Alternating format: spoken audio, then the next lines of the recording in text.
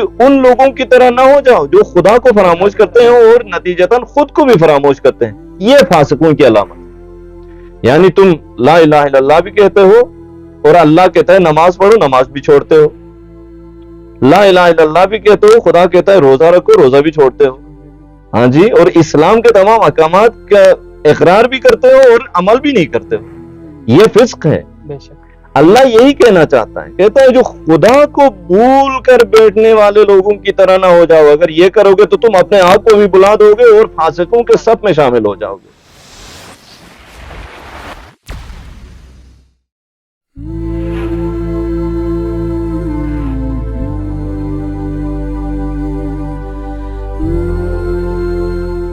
اعوذ باللہ من الشیطان الرجیم. بسم اللہ الرحمن الرحیم. شہر رمضان الذی انزل فیہ القرآن ھدی للناس وبینات من الھدی والفرقان.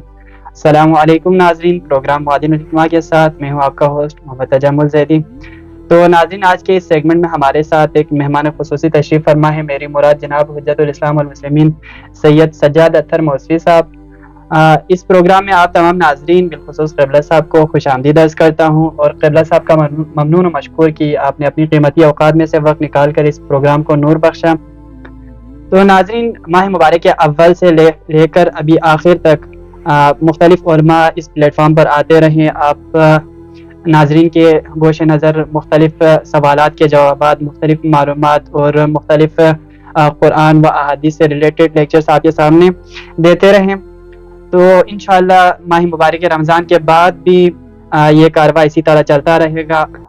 ائمہ معصومین کی ولادت اور شہادت کے موقع پر اور مختلف مناسبات پر آپ کے سامنے ہماری نشریات آتے رہیں گے.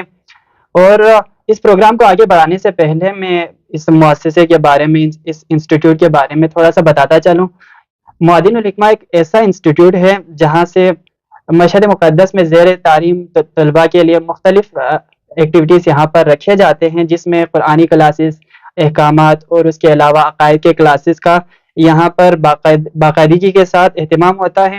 اور اس کے علاوہ فلاحی اگر امور میں اگر دیکھا جائے تو طلاب کے لیے بہت ساری وسائل یہاں سے فراہم کی جاتی ہیں روزمرہ زندگی کے. تو ماہ مبارک رمضان کے آخری اس پروگرام میں مدیر ادارہ محمد حسین شریفی صاحب کا بھی از تہ دل شکر گزار کہ آپ نے بہت ساری ایسے امور، ایسے فلاحی کام آپ نے انجام دیے اور ماہ مبارک رمضان میں یہ نشریات بھی چلتے رہیں. تو چلتے ہیں اپنے پروگرام کی طرف. قبلہ صاحب، ماہ مبارک رمضان کا یہ جو آخری پروگرام ہے، اس میں آپ ہمارے ناظرین کے سامنے ماہ مبارک رمضان کے آخری ایام چل رہے تو پیغامات ماہ مبارک رمضان سے ریلیٹڈ پیغامات، تاکہ رمضان کے بعد بھی لوگ ماہ مبارک رمضان میں جو انسان کے اندر تبدیلیاں آتی ہے، جو چینجز آتی ہیں، اسی کو برقرار رکھ سکے. ایسے پیغامات آپ ہمارے ناظرین کے سامنے پیش فرمائیں. اعوذ باللہ من الشیطان الرجیم. بسم اللہ الرحمن الرحیم.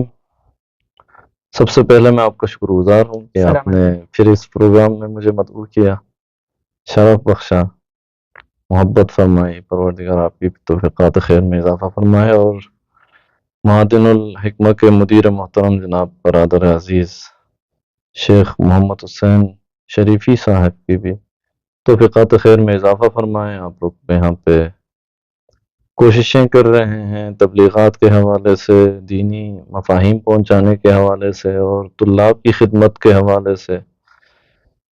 تو ہر جہت سے معادن الحکمہ کے برادران، خصوصاً شیخ محمد حسین شریفی صاحب خدمات انجام دے رہے ہیں. پروردگار ان کی توفیقات میں اضافہ فرمائے انشاءاللہ. خصوصی طور پر جو یہاں پر کلاسز برگزار ہوتے ہیں، قرآنی، عقائدی، اخلاقیات پر مشتمل اور احکام دین پر مشتمل جو کلاسز ہیں، اور ان کی اشد ضرورت ہے جامعہ میں، معاشرے میں. بے شک. تو میری تو گزارش یہ ہے کہ یہ کلاسز بھی اگر ہو سکے تو آپ آن لائن رکھیں گے تو بہت سارے مومنین کے لیے انشاءاللہ اس سے فائدہ ہوگا انشاءاللہ. لیکن اگر نہ رکھ سکے تو کم از کم یہ جو سلسلہ چل رہا ہے آپ کا ماہ مبارک رمضان میں، یہ جاری رہے انشاءاللہ. ہماری دعائیں ہمیشہ آپ کے ساتھ.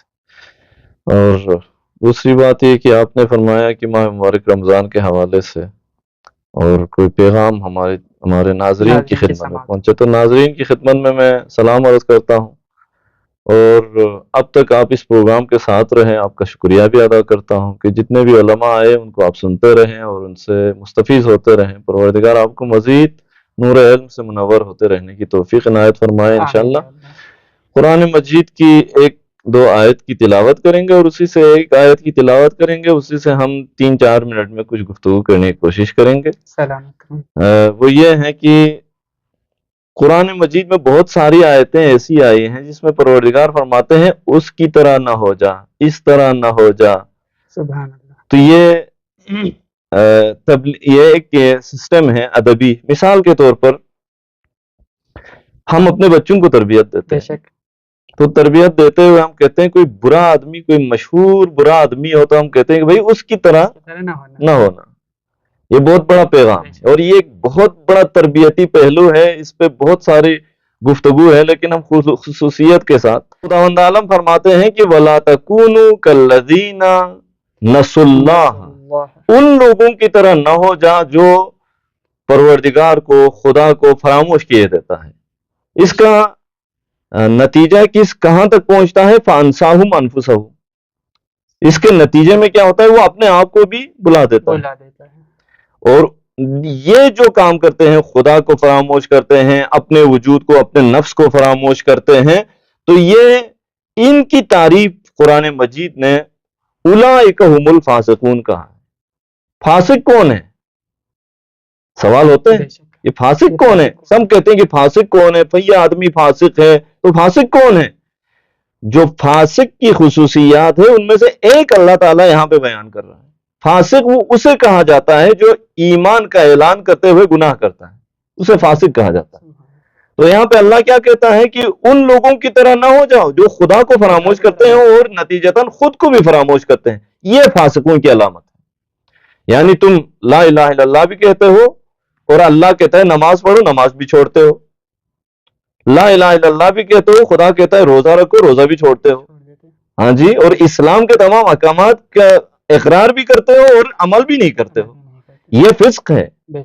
اللہ یہی کہنا چاہتا ہے، کہتا ہے جو خدا کو بھول کر بیٹھنے والے لوگوں کی طرح نہ ہو جاؤ۔ اگر یہ کرو گے تو تم اپنے آپ کو بھی بلا دو گے اور فاسقوں کے صف میں شامل ہو جاؤ گے۔ ماہ مبارک رمضان میں صبح سے شام تک آدمی خدا کی یاد میں ہے۔ وہ اس لیے کہ کوئی بھول کر بھی پانی نہیں پیتا۔ ہاں جی، بھول کر پانی پینا شروع کرے تو اسے یاد آ جاتی ہے کہ میں روزے سے ہوں۔ یہ جو روزے سے ہوں یہ ذہن میں رکھنا خدا کی یاد ہے، یہ یاد الہی ہے۔ یعنی روزہ ایسا عمل ہے، آپ نے فرمایا کہ ماہ رمضان کے حوالے سے کوئی پیغام ہو جو آئندہ کے لیے یاد رہے، تو اس حوالے سے عرض کر رہا ہوں کہ روزہ ماہ رمضان ایسا پیغام ہے کہ بندہ کبھی خدا کو نہیں بھولتا ہے، ہمیشہ خدا کو یاد رکھتا ہے۔ صبح سے شام تک خدا کی یاد میں ہے، شام سے صبح تک پھر خدا کی یاد میں ہے، اس لیے کہ صبح روزہ رکھنا ہے۔ اس فکر میں ہے آدمی سو رہا ہے اور خیالان اور کچھ نہ صحیح، خدا کی معرفت اتنی اس کے دل میں نہ ہو، وہ عارف باللہ نہ بھی ہو، تو اس کے ذہن میں یہ ہے کہ صبح روزہ رکھنے کے لیے اٹھنا ہے، سحری کے لیے اٹھنا ہے۔ سوتے ہوئے وہ یاد خدا میں سوتا ہے اور دن کو جاگتا ہے تو یاد خدا میں جاگتا ہے اور جاگتا رہتا ہے۔ تو یعنی رمضان نے 30 دن میں اس کو یہ پریکٹس کروایا ہے، اس کو یہ تمرین کروایا ہے کہ خدا کو کیسے یاد رکھا جاتا ہے۔ سبحان اللہ۔ اب یہاں پر آنے کے بعد ہم یہ پیغام دینا چاہیں گے معادن الحکمہ کے اس پروگرام کے توسط سے کہ مومنین، اب 30 دن آپ روزہ رکھ چکے ہیں، صبح سے شام تک اور شام سے پھر صبح تک آپ اللہ کی یاد میں رہے ہیں، تو قرآن کا پیغام یہ ہے کہ اب ماہ رمضان کے بعد خدا کو نہ بھولنا۔ اب جس تمرین پہ، جس پریکٹس پہ آپ رہے ہیں اسی پہ برقرار رہیں۔ اگر اس طرح کریں تب ماہ رمضان کا فائدہ آپ تک پہنچے گا۔ جو خدا کو دیکھیں، قرآن میں بہت سارے مقامات پہ فرمایا ہے نسوا اللہ، خدا کو فراموش کرنے والے، نسو یوم الحساب، وہ لوگ جو روز حساب کو بھول جاتے ہیں، ان کے بارے میں بہت ساری فَأَنْسَاهُمْ أَنفُسَهُمْ، وہ اپنے آپ کو بھول جاتے ہیں۔ تو اس کے بہت سارے پیامات ہیں، پیغامات ہیں۔ اس میں ایک یہ ہے کہ جو آدمی اللہ کے لطف و احسان کو بلا دیتا ہے، یعنی ہر نسو جہاں پر آیا ہے اس میں کچھ نتائج بیان کیے ہیں. تو اس میں آپ آئیں گے، ہم دیکھیں گے تو نظر کریں گے، ہمیں سمجھ میں آتا ہے کہ جہاں آدمی اللہ کے لطف کو بلا دیتا ہے وہاں پہ آدمی خدا کے علاوہ دوسروں کی طرف چلا جاتا ہے، خدا سے مایوس ہو جاتا ہے، اور یہ کفر ہے. مایوس ہونا کفر ہے. جہاں آدمی خدا کی بخشش کی امید سے مایوس اس کو بلا دیتا ہے، خدا بخشنے والا ہے، یہ اس ذات کے بخشش پروردگار کو جو بلا دیتا ہے، وہ آدمی کیا کرتا ہے، وہ نا امید ہو جاتا ہے کہ بھائی اب تو میں گناہگار ہو گیا ہوں، اب مجھ سے جھوٹ ہو گیا ہے، غیبتیں ہو گئی ہیں، تو پھر میرے لیے تو کوئی نجات نہیں ہے. تو پھر وہ ہاتھ جو ہے ہر گناہ کی طرف لگا دیتا ہے. بے شک. اور یہ نتیجہ ہو جاتا ہے خدا کے بخشش کو بھولنا گناہ میں پڑنے کا سبب بن جاتا ہے. خدا کے لطف و احسان کو بھولنا آدمی مایوس ہونے کا اور کفر اختیار کرنے کا باعث بن جاتا ہے.